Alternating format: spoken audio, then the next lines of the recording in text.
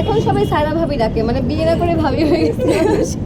তাকে আসলে রাজ ভাইয়াকে চিনি আমি অনেকদিন ধরে, এবং আসলে রাজ ভাইয়া বলেই আমার কাজটা করা, বা এই কাজটা আমাকে যা দিয়েছে, একটা পরিবার দিয়েছে, অনেক অনেক জনপ্রিয়তা দিয়েছে, এবং সবাই যেভাবে বলছে আমারও সেমই। আমি যেখানে যাচ্ছি সবাই আমাকে সায়রা সায়রা বলে ডাকে, দেশে বিদেশে, ইভেন এয়ারপোর্টে পিচ্ছি পিচ্ছি বাচ্চারা এসে বলে সায়রা আপু, সায়রা আপু কেমন আছে। ওকে এখন So, ভাবি বানাইছিস সব।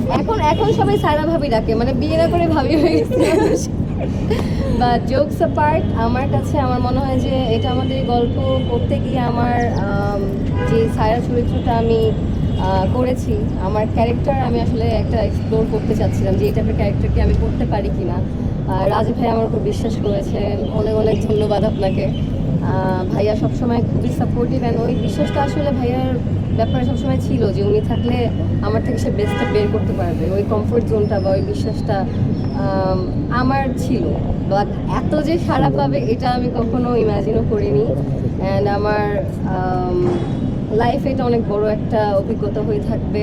একটা সুন্দর পরিবার পেয়েছি, সবার সাথে বন্ডিং, মজা মাস্তি, প্লাস কাজটা সুন্দর, সব মিলে একটা মানে বেস্ট প্যাকেজ বলবো।